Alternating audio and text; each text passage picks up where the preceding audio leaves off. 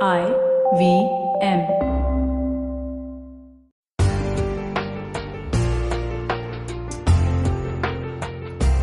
Hi and welcome to Know Your Kanoon. This is Amber from Corpus Legal. And on today's show, we'll be covering section 377. And furthermore, today we have on our show Dr. Akshay, who is a Director of Diversity and Inclusion at Ask Insights and also a professor at IIIT Delhi. So in today's episode, let's begin with first of all analyzing what section 377 is and how it stands today in the eyes of law. Section 377 has been derived from the Bagri Act established in the 1563 by the British regime. It came into India in the 1800s when the IPC was drafted. Howsoever, it had no substance in the social malaise and social eyes of the Indian culture and the society. We've always had third genders as part of our culture and society in the early 1800s and before that. And the evidence of that can be found in the Khajuraho temples, the scriptures at manuscript, in the Manusmritis. It has been relevant everywhere. Howsoever, only the British came and altered the course of society and made it a punishable law. In the recent judgment of 377, what we have seen is a spike and complete change in how the Constitution is. It shows that the Constitution is an ever-evolving document and it is there for the people, by the people. Let's get into the analysis of 377.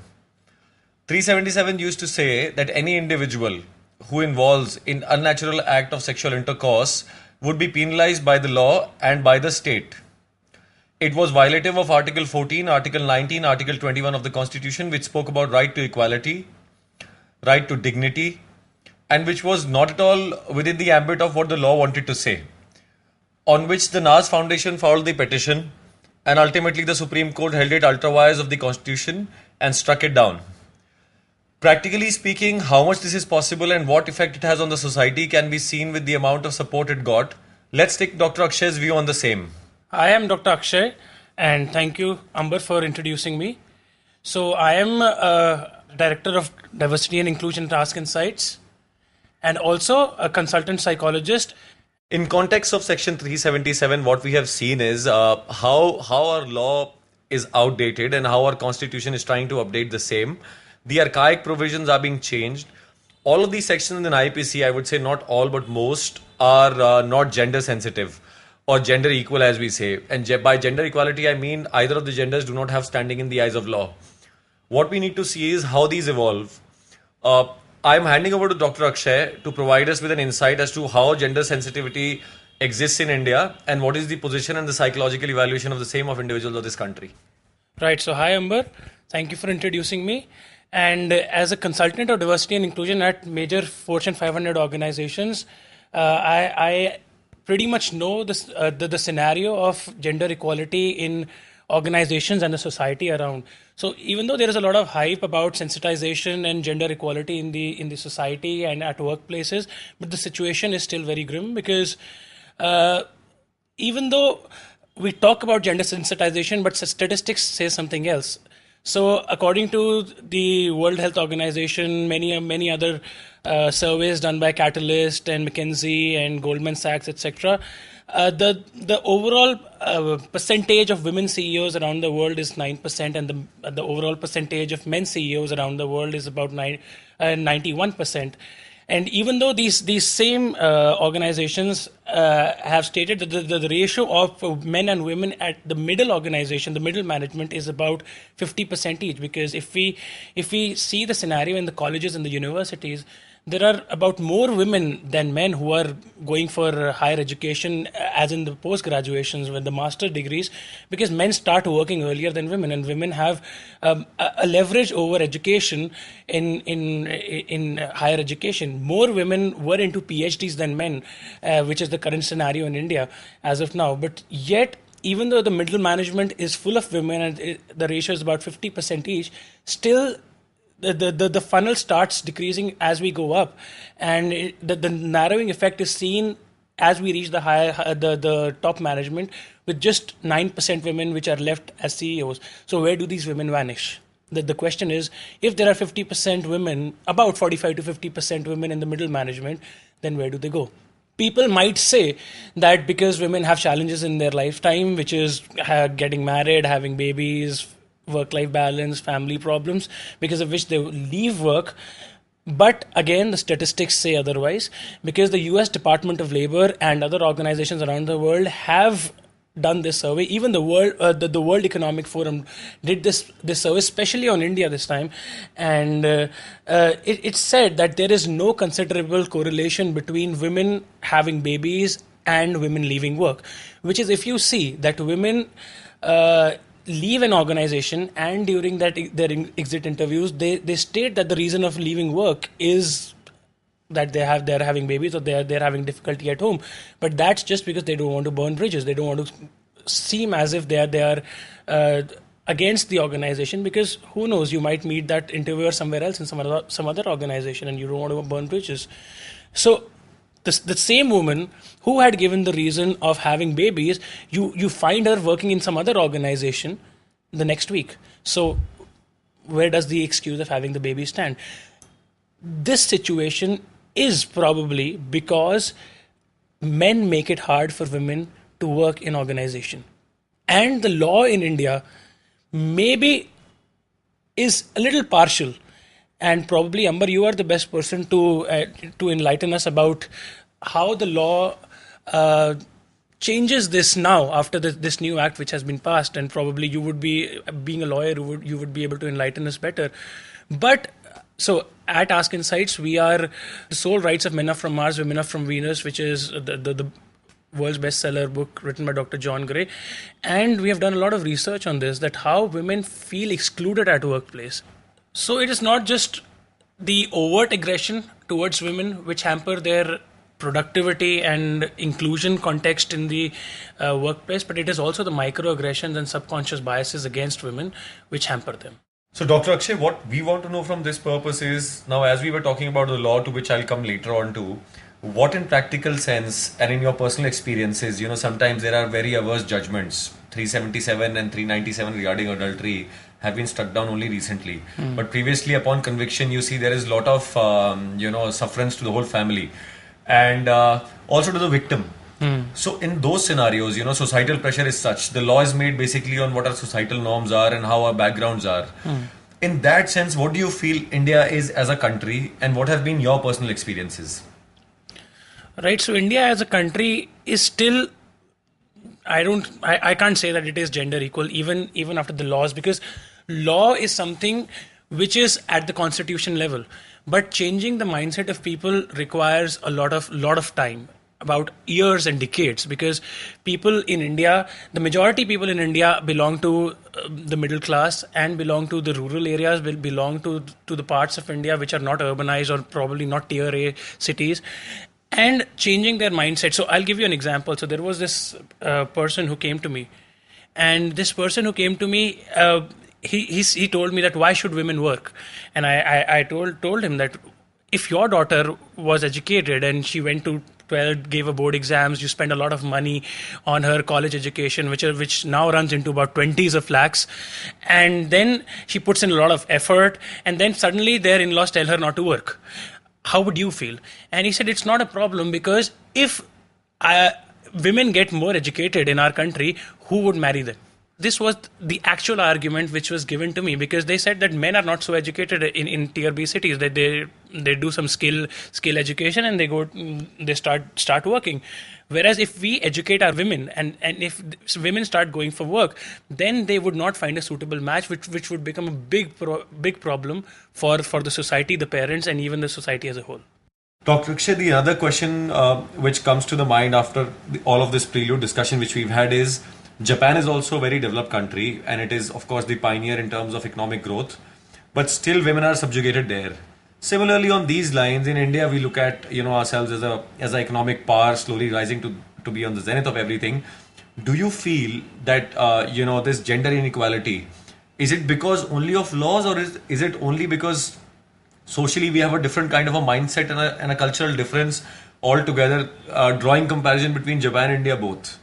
Right. So if you see that, probably you might say that India and Japan are very different from each other, because first of all, they're geographically in different locations, and as well as people are different, the culture is different. But if you draw parallels, there are a lot of similarities, which is that Japan and India are very culturally strong countries, which have a strong cultural background which is coming from hundreds and thousands of years, and probably which is much more intense than any other country in the world. And the parallel between these two countries are very similar in the fact that the cultural roots of these two nations are very strong and very deep rooted, and culture and psychology cannot be differentiated. Culture and psychology are linked with each other. They have a direct correlation with each other. This is like an analogy whether the egg came first or the hen. So we cannot say whether the psychology of a person is affected by the culture or whether culture is affected by the psychology. Probably law has a major part to play, but the psychological culture of an individual, of a country, is more important, to the extent that probably it is much more important than law. Till the time that the psychological culture is not changed, the scenario is very difficult to change in a country. Given the fact, Dr. Akshay, like what we have discussed, how societal pressures are and how our society is, and of course education is the way forward to everything. But in today's scenario, when you have aggrieved people by law, who have suffered through eyes of law, what do you recommend to them in terms of remedy? Because you're a psychologist, and I'm sure you would be having hundreds of cases daily coming out to you. So in that scenario, since you are also taking workshops on gender sensitization, what do you recommend to these people, be it any gender?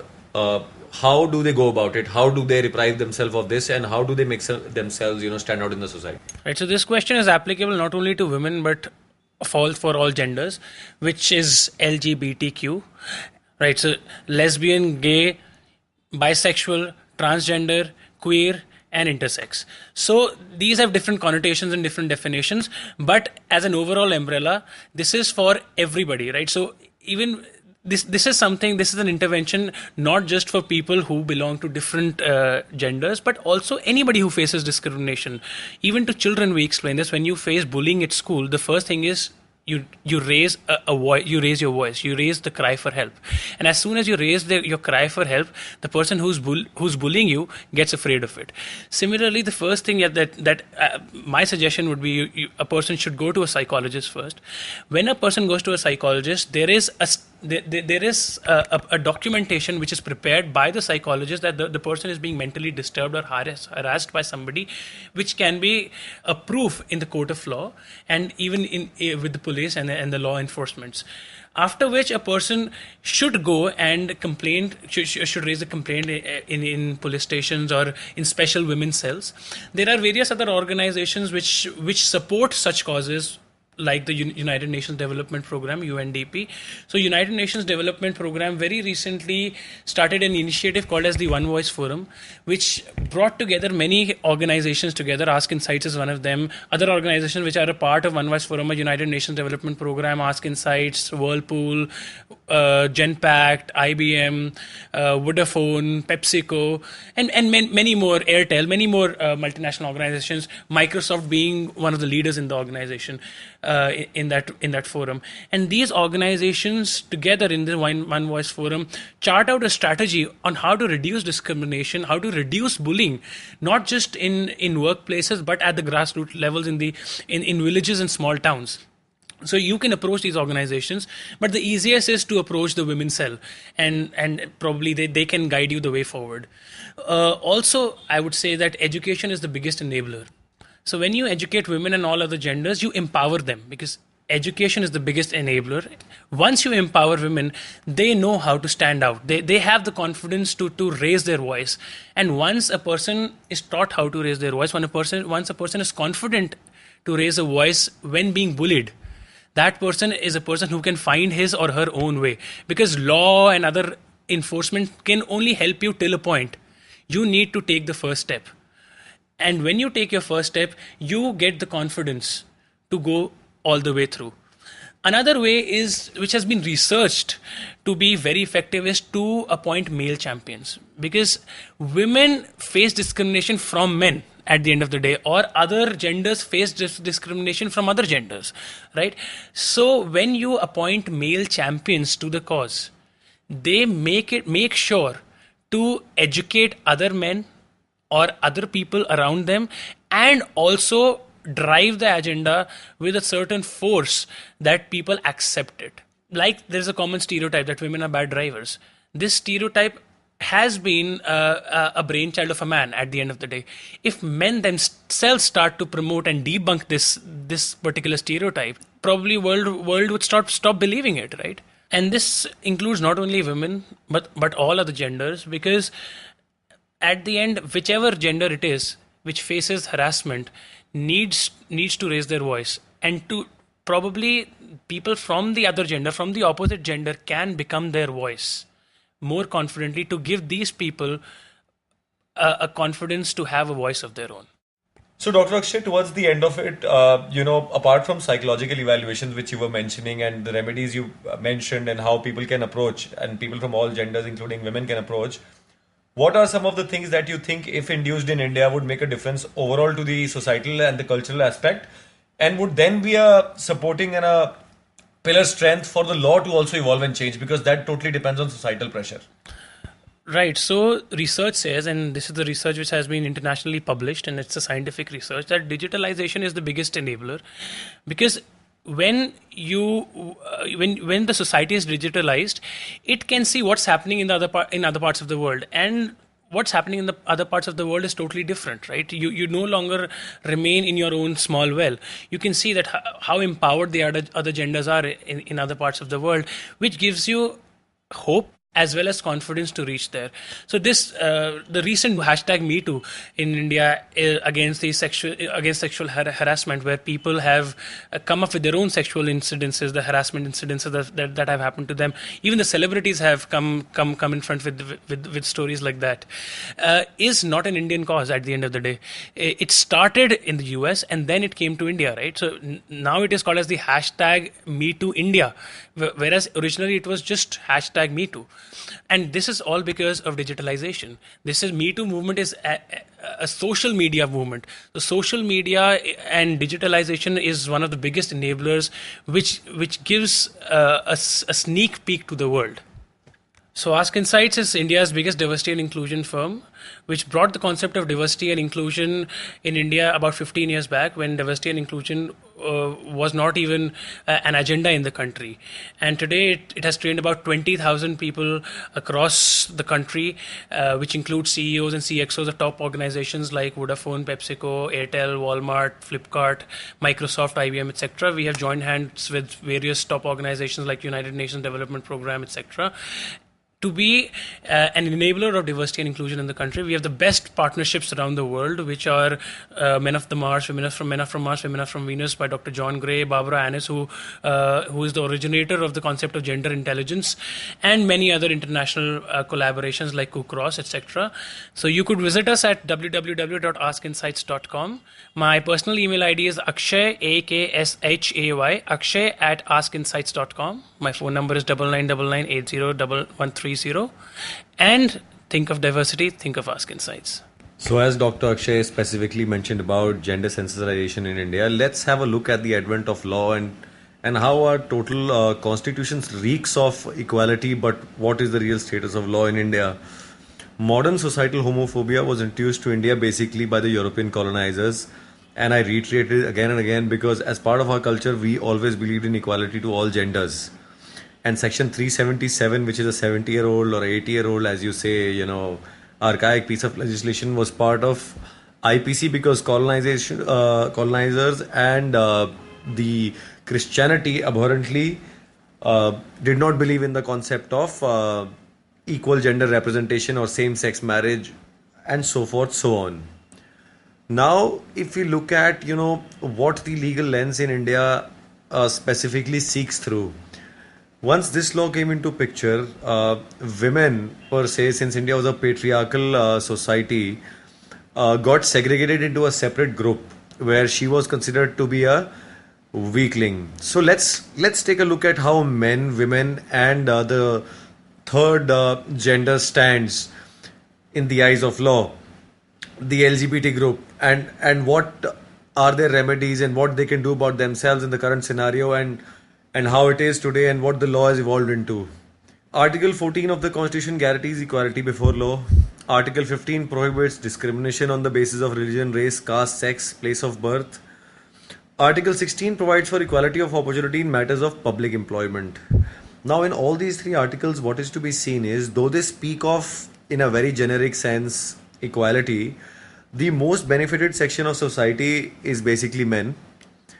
Then comes women, and thirdly, the LGBT group. And why is that?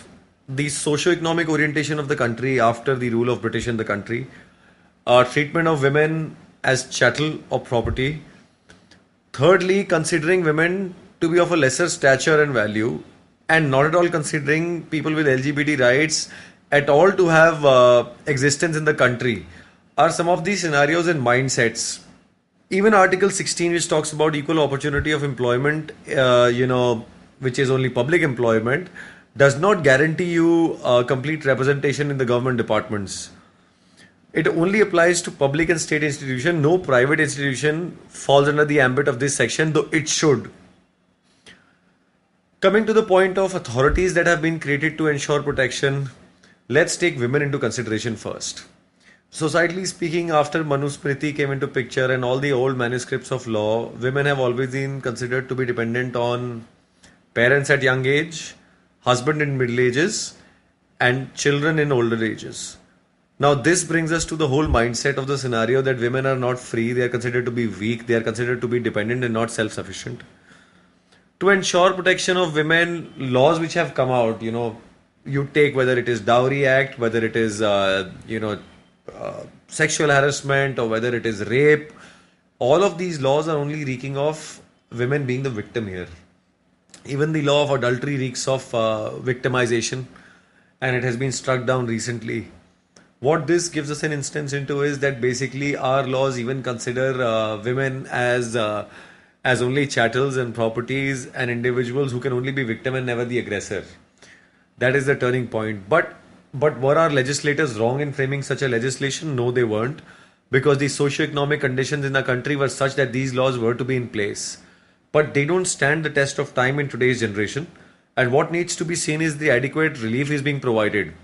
Of course, women are still victims, but what needs to be seen is that the law be altered in such a way that women get equal upholding in the law in terms of being the aggressor as well, and men are also guaranteed their specific rights and not only being treated as perpetrators.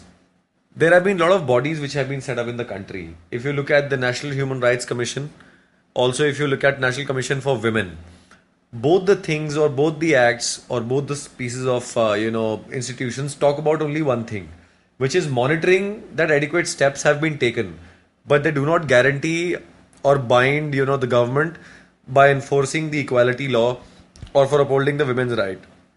Any other instance of progressive law being introduced in the country is rebutted outrightly. This is due to the mindset of the nation. It is also because there are half-baked efforts by our current social, political and economical scenario in the country, along with aggregated by interpretation of that particular piece of legislation. Now, in the states where out of 50 states, at least 27 to 28 states believe in the concept of LGBT or believe in the concept of equality for women, the respective legislative intent of each of these states reciprocates and shows the interpretation of law. And that is pretty much the basic intent and the core science behind how we can make the law more adaptive. Thirdly, coming to the point of ignorance. Ignorance in our country, all of the women folk, all of the individuals of other gender are constantly ignoring what should be, upheld or should be completely in terms of a bravado, have a bulwark effect and be rebutted. Women consider themselves to be minority, genders consider themselves to be minority, and that is the key, that their voice is very low key and not being heard by many. They need to have a bastion and a stand where they can talk about these issues and come up outrightly.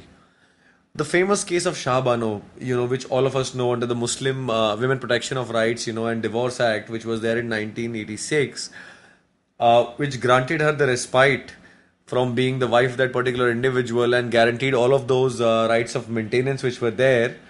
Thankfully, even triple talaq right now in the eyes of law does not stand the test of time and has been struck down. But it brought us to the point of, of such a conjunction or a junction where, you are seeing that women are not given rights and they consider themselves to be suppressed and they accept it. Acceptance to suppression is the first violation of your own legal and constitutional right. That should not be the mindset of women in the country. Similarly, if you see the Women Protection of Rights on Divorce Act and so forth, so on, other pieces of legislation in the Hindu acts, what these acts are trying to also give an impression to women is that they are victims and that this is there to help them out because they could not fight for themselves. This should not be the scenario. What should happen now is that women should be the leader. Women should have appointed a single man in their family who talks about these issues. Women should reach out to their children. Women should reach out to other institutions and speak constantly against a single gender dominated society and ensure that none of their conjugal rights or otherwise are let down. Similarly, in case of transgenders, LGBT, etc., etc., what needs to be done here is that our constitution gives you the platform of existence as a human being. They need to ensure that they are equally represented. Any voice which is very weak and meek can never reach out the eyes of law or the ears of law. They need to understand where they stand.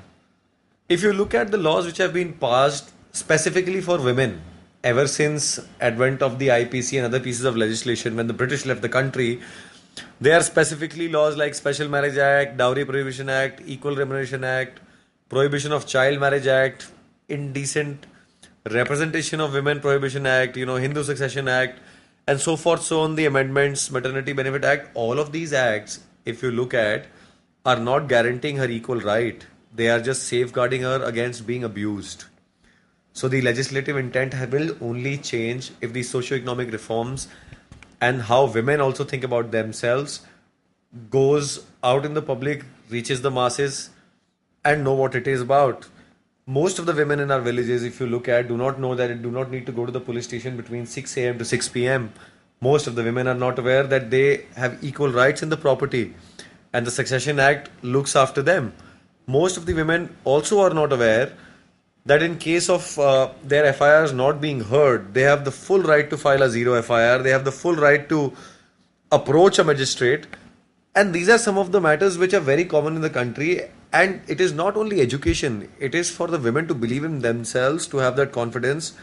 And believe you me, the gambit of law is such in the country, if rightly being approached, women can definitely reach out. And there are many examples and cases.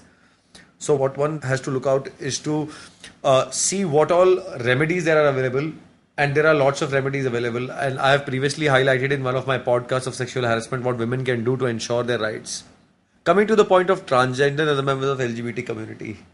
Transgenders and LGBT were definitely a part of our, socio-economic society ever since early ages.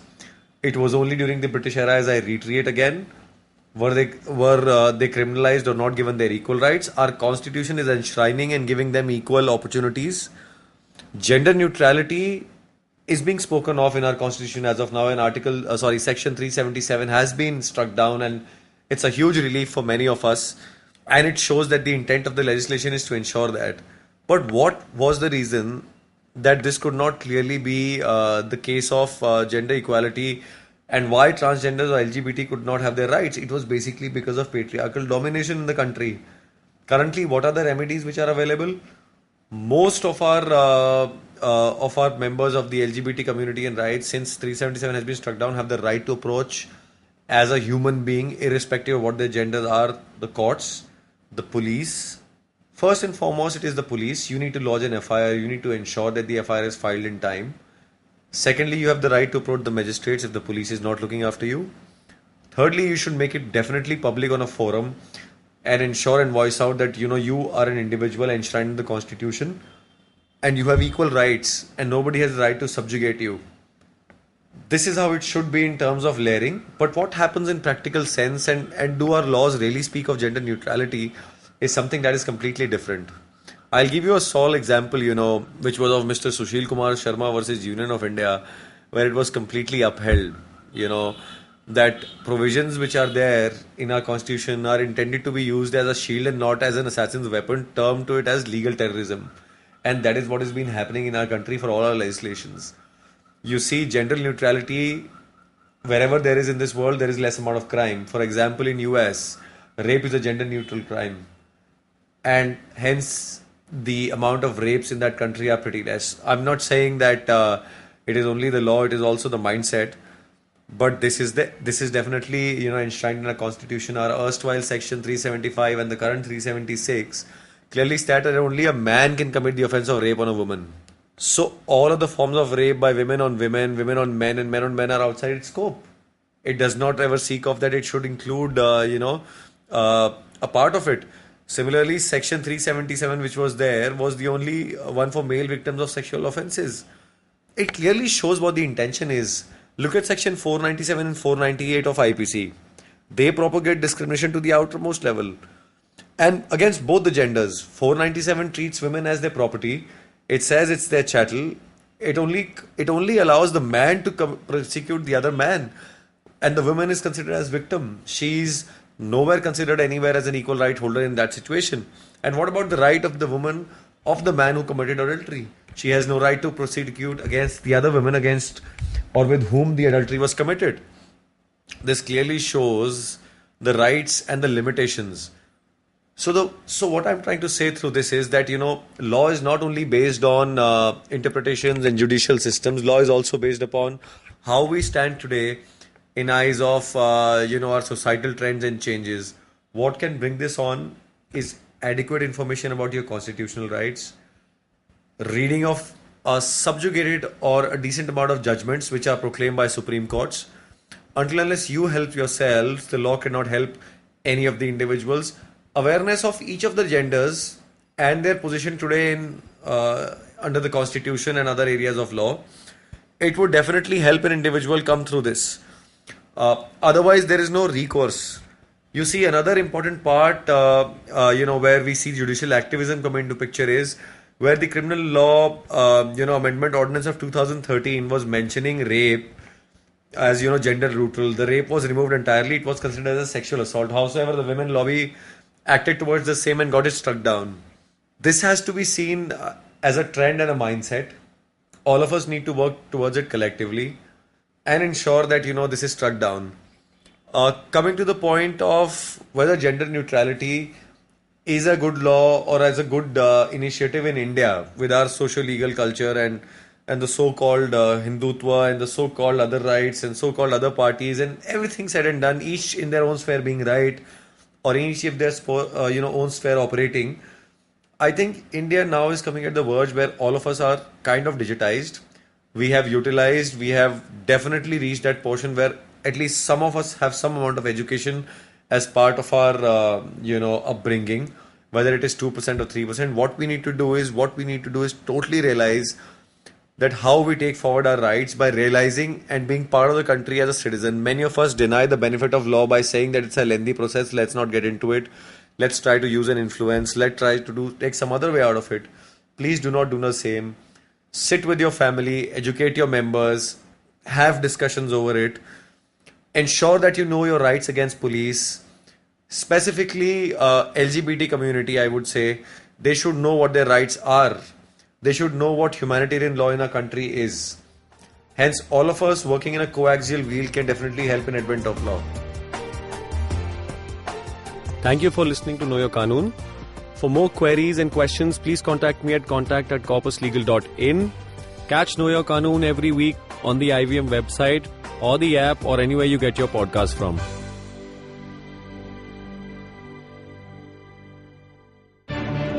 Every week comes a show where three people come together to tell you about stuff they like. A movie, a TV show, a book, and other stuff. Tune in every Monday on the IVM podcast app to IVM Likes. Batman approves this message. Thank you, Batman.